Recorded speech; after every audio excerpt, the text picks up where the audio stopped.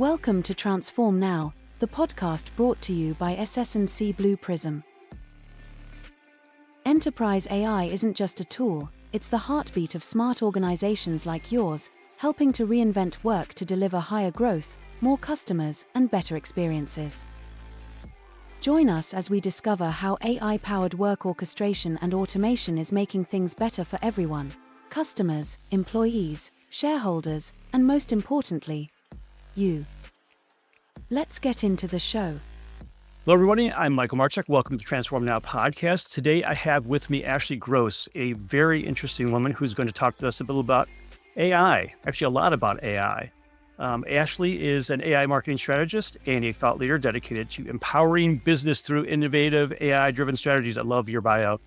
As the founder of an AI education company and a generative AI strategist for the Retail AI Council, she's passionate about making AI accessible and actionable for all organizations. Welcome, Ashley. Thanks for having me. I'm glad you're here. So, hereby you talk about the Retail AI Council. I know before we started this, we started talking about a number of other industries too, but what kind of work are you doing with the Retail AI industry and council, and where do you see that going?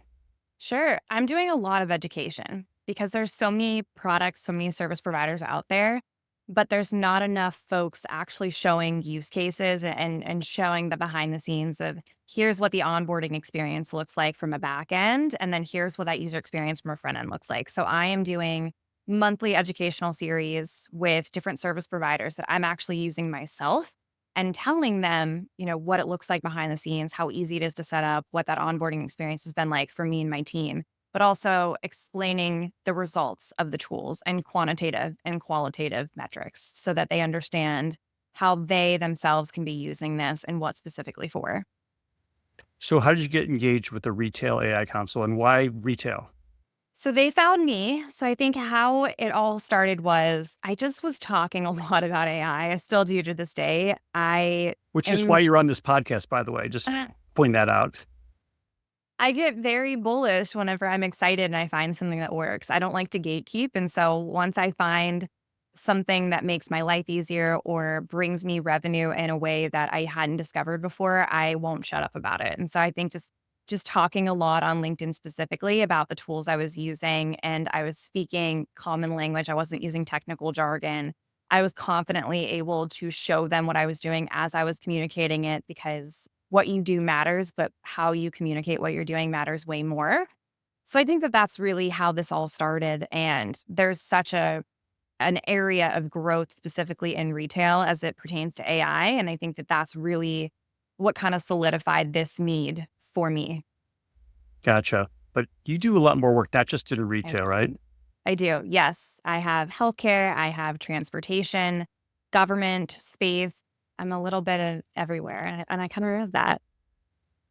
And based on the fact that you're working across multiple industries, is there any commonalities that you've been seeing in terms of either the adoption of AI or the way that they're approaching it? So many commonalities. I would say that companies, and it's interesting too, because I've been using generative AI since 2020. So I feel like I've lived 10 years between now and then. So I think the commonalities really are that the companies that are creating meaningful change using technology are able to identify what their business's biggest problem is. And they're able to kind of work backwards from that problem and look at using this technology to solve for it. Those are the companies that are really moving the needle and getting past the pilot projects and able to get mass adoption within their organization. I would also just say the folks that are raising their hand and saying, we don't know what we're doing, but we would love your help. If that's all you do, that's actually going to put you way ahead of the line. I think that, we could all humble ourselves a little bit because we don't know everything all the time. It's just natural. You can't possibly. So asking for help and knowing when to bring someone in proactively is really like a good leadership quality. And that's what I'm seeing from the companies that are doing this well. And you get different perspectives too, because when you're close to something internal to your own company, you may have certain biases that come into play in terms of how you approach it. So having someone from the outside is always a help to kind of maybe get past some of those things. Exactly. Yes. So talking about that, you have a very specific approach to how you handle your AI implementation strategies. Walk us through what that looks like. I always start with the problem. So during my discovery calls, I usually try to get the board members and founder involved. And I will ask them, what is the biggest problem that your business has this quarter? And I'll give them three to choose from because I feel like if I didn't, we would probably be there for a long time. And I like to cherry pick. So I'll do lack of clean and enriched data, lack of insight into the customer journey, and then slow sales cycles. And I'll have them align on what they think the biggest business problem is that quarter out of those three. And then I'll ask their C-suite members to come in and I'll ask them the same question with the board and founder still in the room, but I'll ask them not to tell the C-suite members what their answer was. And I do this because as we grow in positions where they become more strategic, we lose our ability to experiment. And that's a shame. And it's kind of like a muscle memory that you have to get back into. And to start getting comfortable experimenting, you have to acknowledge that you're going to be wrong and that's okay. It's not a scary thing. And so immediately what I'm doing when I have this exercise is I'm getting everyone to actually communicate and say, "Hey, I know you're the founder. I know what I'm doing. I don't want you to think I don't, but this is what I think the problem is. Is this also what you think the problem is? And if it's not, why?" That exercise doesn't really exist in organizations. And it's in part for a couple of reasons, right? Nobody really wants to be the one that says, "I don't really know," because that doesn't feel good. But also, nobody wants to be wrong. And so we have to kind of get past that mentality in order to proceed with AI. After that, we all align on what that problem is, right? So we go around the table and we say, okay, lack of clean and rich data. In all of your roles, I'm sure you've tackled an aspect of this. So let's go around the table again and discuss per CMO, per CPO, per sales, right? What are some ways that you've solved this problem in the past or you've seen it solved? Most importantly, what is the timeline? What are the metrics that you tracked? And what were the resources you needed to solve this problem? Right there, I'm getting them to build their confidence back up and say, you actually do know how to solve these problems. You've probably done it or seen it done in the past. And they are giving me their pre-AI use cases because they have the metrics, timeline, and resources. After that, it's really about them going back to their teams and saying, hey, here's the biggest problem that we need to solve for this quarter. Here are the ways we can solve for this. Which one of these are you not excited about doing? And by doing that, now you are telling your teams that this is a priority top down, but we're not going to try to replace you with AI. We're going to try to replace the tasks that you don't even like doing with AI. You get buy-in. And then from there, I go to the people team and I say, hey, whenever you are discussing bonuses and promotions, it would be really great if we could have some kind of a metric or attribution model in there that says if they're taking part in working groups for generative AI, right? If they are piloting generative AI use cases, this goes towards their bonus, their promotion, whatever is needed to get there, so that I'm directly tying AI back to that individual person's impact. And they understand that not only is this a top-down buy-in and approach, but this is bottom up because it directly affects them. And if they continue to help the business, we will give that back to them as well. And then after that, it's really just meeting with them on a bi-monthly cadence and discussing how far along we came with those working groups. And of course, along the way, helping them vet the vendors, helping IT and InfoSec and all those wonderful departments have these conversations around governance. But that's really the gist of it. It's just aligning everybody and making sure the communication is solidified before doing anything else. So do you think, in your experience with the executives and the board members who you've had discussions with, that the reasoning, or basically I have to ask, instead of leading you, I'll ask you the question, what do you think the main reason is for executives not taking on some of these things or being more afraid of the change that they'd be moving their company into with AI? Sure. I would say one, it's new. Anytime there's anything new, our first impulse is to hate it and fear it. And then I would also say executives aren't the folks that should be experimenting with AI because AI is very much from a workflow perspective.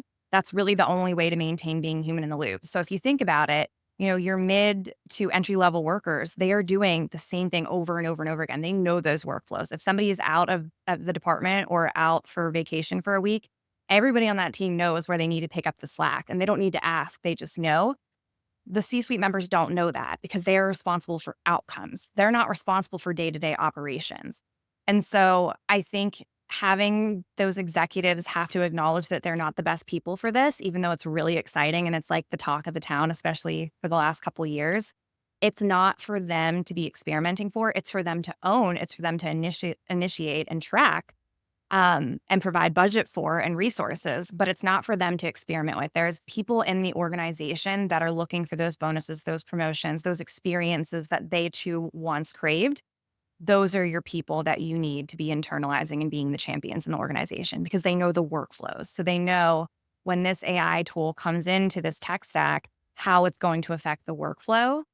And they can make sure that they handle that situation because ultimately that's going to be their job at the end of the day to own it and manage it. So if you have a C-suite executive saying, we're going to implement this tool into this tech stack, but they don't have to be responsible for anything that goes wrong with that, it's never going to work. You're always going to have friction. So you mentioned something. The executives are looking at the outcomes, and maybe you go down further in an organization, especially some large organizations.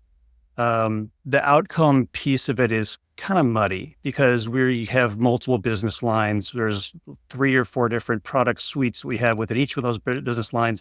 So all of a sudden, the work that I'm doing in the middle of the company kind of gets lost. That kind of why gets lost. But the executives have very firm grasp on where they want to go because they've got metrics that are associated to that specific business unit.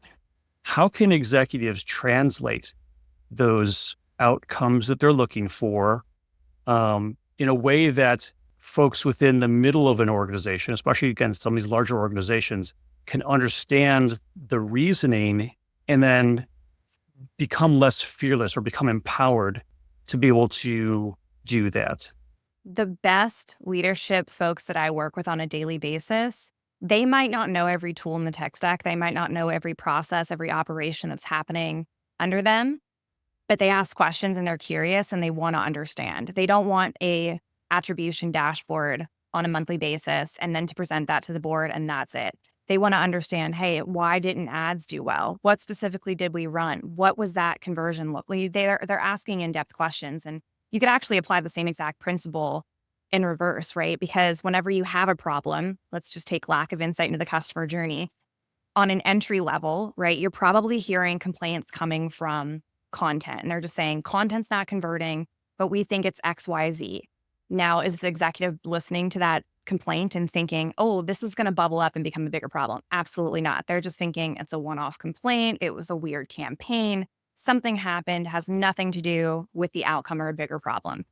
But then if you go to the mid-level employees, right, the mid-level employees are then probably complaining about something along the lines of, well, we have no idea why these customers are converting and form filling these assets. We have no idea why, but like one asset's doing really well, the other one's not. Again, you hear a little bit of complaints from mid-level, but nobody understands the bigger picture until, unfortunately, it bubbles up to a leadership level. And this is the part where the executives understand because they're having to go to their board of directors and founders and say, well, marketing brought in this many leads and sales only closed this many leads. And sales is saying, yeah, but we have no idea how you even got those leads. So we have no idea how to nurture them and actually close them because we have no insights into how you got them in the first place. And then that's, by the time that happens, it's usually too late. And the board's coming in, they're picking favorites. Executives have friction points at the top because they weren't listening to these little root problems coming up and bubbling up. They just waited until it was a huge problem that they could see right in front of them. And then they almost get like fear paralysis because they're like, I have no idea how this bubbled up so quickly and I have no idea how to solve it.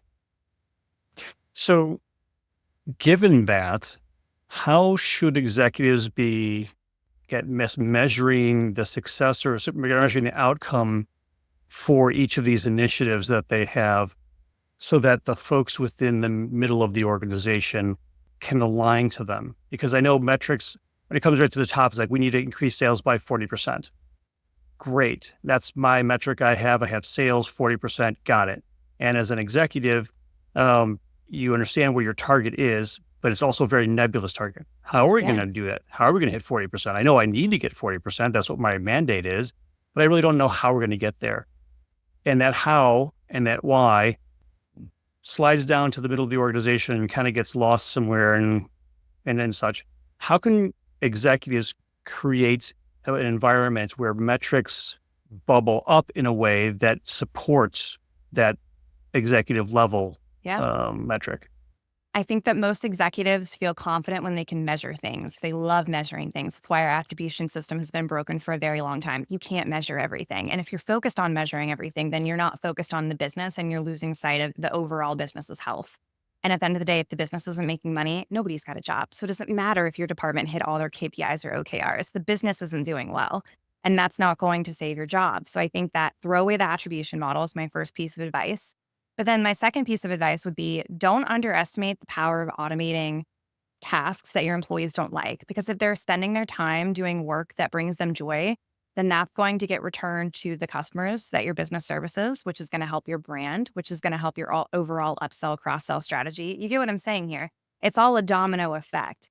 And I think that we like to make things bigger and more complicated than necessary. And at the end of the day, it's what is working? Do we understand how we got these customers, how they converted, and why they decided to choose us as their client, as their service provider? And then can we copy and paste that, right? Instead of just going into all these one-off personas and building and mind maps, just pull out a little bit, see if you have a good benchmark for what's normal and how you did what you did. If you don't, figure out how to pull out those insights, not data, insights. We love to all say we're data-driven. Data doesn't mean anything if you don't have insights from them and you're not doing anything to change outcomes.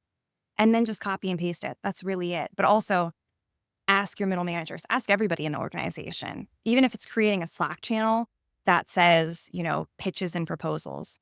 Allow there to be a safe space for everybody to contribute ideas, even if it's not something that's in their lane, because most of the time, those are where the best ideas come from. It's folks that aren't within that department, that are not super close and married to the strategy in that department. They just see it from a different perspective. So a lot of organizations, especially larger ones, have inertia. Yes. They've been doing things for quite some time. AI as a tool can potentially break them out of that. But how do you change the mindset for not just executives, but the rest of the organization to see this as a potential game changer? Whenever I am in a discovery with a new company, I always put myself in a potential prospect's shoes. So if they're selling something, I go on their website, I add things to the cart, I see what that looks like. What are the friction points? Was there a lag time? I act like I am one of their customers and I just start jotting down the issues that I run into, the friction points, the things that I'm being frustrated by. And then when I'm presenting my findings to them, it comes from a place of this is the user experience from someone who has never once gotten onto your website before today and is trying to do what you are trying to get more of your customers and prospects to do. And these are the areas that I ran into. And here are the tools related to AI that I think that you could be using to fix those friction points. I always lead with the problem though, and I try to always have a solution for whatever problem I'm bringing to table. And a lot of times it would probably surprise you that a lot of the times they're not their own developers, their own teams aren't doing just that one act of going through it as the prospect. How can you get better as a company with your service offering if you're not putting yourself in your client's shoes? That's really personalization at scale if you think about it. I agree. So, um, with the number of AI tools that we currently have, and that's only growing, um, how do you face sort of either the burnout or the overwhelming task of selecting the quote right tool for a specific outcome that you're looking to do? Sure. I will say I have vetted 167 AI tools within the last 3 to 4 years. So I've seen lots. And at some point, it just becomes regurgitation and take a couple different features, put them together, and it's the same thing that already exists. I like to have a bit more of an upfront approach where if I'm looking at my own tech stack or potential clients, I say, okay, here's your tech stack. Forget about AI for a second. Here's your tech stack that you are running. Let's just say your marketing department on a daily basis. Do you like it? If not, what do you not like? What is not working that you would like to change? Because you need to be married to this tech stack before we add anything else to the equation. Otherwise, all your workflows are going to change. It's going to take double the time to train the teams. And then it's going to take longer to see the ROI in general. Once they like their tech stack, most of the time, my customers really love a specific CRM. So like they really love HubSpot or they really love Microsoft 365, right? Because Microsoft makes them feel safe with their own environment. HubSpot's been around forever and they understand how it works. So instead of trying to bring in tools that are completely new to them, I try to see what they already really like and why they like it. So HubSpot, for example, Dharmesh is the founder of HubSpot, right? He created Agent AI. So it's got pretty much the same exact user experience, the same features as far as like functionalities and what this looks like when you're setting up. That's how I'm recommending it to my HubSpot folks. But my Microsoft folks, they like their tools, they like their environment. They've got a widget and an app for everything. So I'm going to work within their own environment and make sure that whatever tool I bring to the table, either Microsoft owns or it's got an API or first party integration of some kind so that it plugs into the environment that still makes them feel safe. So I'm not changing their environment. I'm just adding something to it. So I really just like to kind of take that basic auditing of, do you like this? If so, why? If not, why? And then add the AI on top of it once you have that figured out. So you mentioned, there's a bunch of different technologies. You've gone through hundreds. Most companies have standardized on one core platform, and then they have sort of a satellite of other platforms that attach to it for whatever the activities they're trying to accomplish. Do you think we're working into a situation where we may become overly dependent on those tech stacks to the point where we are no longer looking at the problem of the customer may see, and maybe just looking at the problem that the tech stack is solving? Absolutely. I think we're already there. I do. I think that we're naive to ever think that one size is going to fit all. We've seen this play out with e-commerce. We've seen this play out a million times with cloud providers. At a certain point in time, one monolithic system is not going to solve all of your needs. So really going back to, is your CRM properly mapping out and enriching your contacts, right? Like, let's build a foundation of our tech stack and evaluate it piece by piece and figure out what insights are not being pulled from one block to the other. And perhaps it's an AI tool, perhaps it's just an automation or an API call. But in order for us to kind of move into this like AI-enabled employee and employer set of mind, we have to be willing to accept that what worked 10 years ago might not be working today. If you're on a provider who is sunsetting a lot of features, you got a timer going and you're going to have to move at some point in time. You might as well just go ahead and move and start your vetting process now instead of waiting to the last possible moment and actually halting innovation from happening. And that's the same thing to your point with technology. So looking at, again, that broader view, this is a technology ecosystem, and Yes. applying the right tools to the right tasks is important. Right now, AI seems to be the hammer looking for a lot of nails, even though there are some really good nails out there that AI would specifically be applicable for. I'm seeing this, and I've seen it in a number of different articles that, well, we just use AI for that. We'll just use AI for that. When in fact, either it's overkill or it's really expensive to operate that to get the outcomes that you may be able to get in something that's not necessarily as sexy or glamorous, but is output driven and will solve that particular problem. Do you see that there's an AI blinder on at this point? Yes. Or do you, yeah, okay. Yes, 100%, without a doubt, absolutely. I think that we, a long time ago, became infatuated with this idea of like, we want all the data possible. And I think, again, we kind of need to humble ourselves and say, like, do we even have the time to evaluate all the data points that we have? Because you probably don't have all the time to evaluate everything that you have. And then you can kind of say, well, what do I need at the end of the day? This is all great, but it's all expensive. It takes time. It's got bugs that need fixed. So like, what do I need? Do I have it? Where can I get it if I don't have it? That's really what it comes down to. But yes, there's so many AI tools.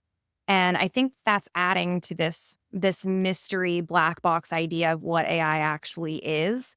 And it's making people, especially I've seen this in IT and data security, it's making them doubt their own abilities, where at the end of the day, all these companies, the same risk is data. In your tech stack, that was also the same exact risk was data. So you don't need a whole new governance framework. You don't need to be having this 10-page audit that takes 4 months to push a vendor through, right? At the end of the day, it's, can I delete my data? Do I own my data? Where is it in transit? Where is it when it's stored?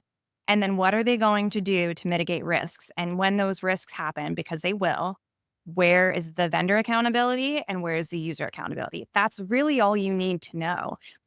And then after that, it's, this might be a spicy take, but I don't think that anybody should be implementing or hiring someone to create an automation, I think that the employees should be creating these automations. Because again, for the same exact reason, you're taking tools and creating a workflow, and you're putting an agent or an automation tool in charge of making sure the flow works, where you as the human are the one that knows if this issue happens, it came from this operation or this task, and here's how I go to fix it. So I think that we're really quick to buy an AI tool and pay someone to create an automation because we think it's going to make our lives easier, but everything breaks and you got to fix it over and over and over again. It's the cycle of life. Yes. It's owning that process. Yeah, I'm going to own the Yes. process, and that process has to be understood first, which in larger organizations may be more challenging than it sounds. But then be able to take it on and actually own it from end to end to apply the right tools, and which means you need to be educated on which tools you should be using or could be using. And to that end, our last question here is kind of, if you were to give advice to 3 types of organizations, and very broadly, no industries here, but you can pick an industry if you want. A small organization where it's a handful of folks who are really trying to make a go of it. A mid-sized organization who's been around for a while, but they're running through struggles for growth. And then a large organization who has either a dominant position, but it has a strong position in the marketplace, but they're having the rivals bite at their heels. Yeah. So take those 3 kind of scenarios. How would you advise those organizations to be building out an AI strategy to support their growth? Yeah. I would say the first one that would probably be the easiest to address is the small business, because when you're smaller, you are More nimble. almost without a doubt, more nimble, but you also probably have a good MVP. You probably don't have amazing distribution because you don't have the manpower yet to help you identify the channels in order to distribute. So I would say your AI strategy roadmap should very much look at things like personalization, chatbot shopping, things that get your product into the hands of consumers a lot faster without it being busy work for you. So those are 2 great examples right away, but I would say come from a distribution perspective when you're forming your AI strategy and roadmap, and make sure that if you don't have a good MVP, you do have a good MVP before you add it on. The mid-sized businesses, I would say a lot of times the stuck point that I see at the mid-market range is they are trying to become enterprises, but they've got so much super sauce as a mid-market company that they tend to forget what those superpowers actually are. So I would say this would be a really good time for an audit. Do you have your organization and your leadership in place that you need? Are there silos of communication? Are there process friction points? This is where I would encourage all the leaders to get Miro boards together and actually put together workflow diagrams and see, okay, before we get any bigger, before we scale, where are the issues right now that are going to hinder that transformation from happening? Don't wait until you scale and you add 150 to 200 in order to do that. It's going to be way messier. Audit your systems now. Make sure that the folks that should be in leadership positions are, and make sure that you have your communication really honed in so that you can just add people to your pipeline and not have to rework the workflow. The enterprise clients, my advice around AI would be, oh gosh, where do I start? It's a broad question, I understand. I mean, it always depends on, the industry and the vertical, but I would say with my enterprise folks, they lose relatability because they're so big that they forget what it's like from a prospect's perspective. So I think the AI strategy should very much be around experimenting and testing. There's always a new social media channel. There's always a new, update that impacts search or SEO. So really experiment with pre-live assets. I'm talking ads, I'm talking design, stock images, whatever it is. Experiment before you launch it, right? And use AI as a way to, let's just take an Adobe and a Midjourney, for example. Usually in enterprises, they have a couple designers who are skilled in Figma, maybe a couple in Midjourney, maybe one in Adobe. But they're so busy working on their day-to-day tasks that they don't have time to create 50 to 100 stock photos for that specific company and test the outputs from a Midjourney and an Adobe. that is what I would encourage my enterprise companies to do with an AI strategy and building a roadmap is look at what you've already been doing, look at the tech you've been using to do that with, and then try using AI to see if you get better quality or if you've got a perfect system already. But try to figure out a way to use this technology to create better outputs and more relatable outputs on an individual level with your prospects.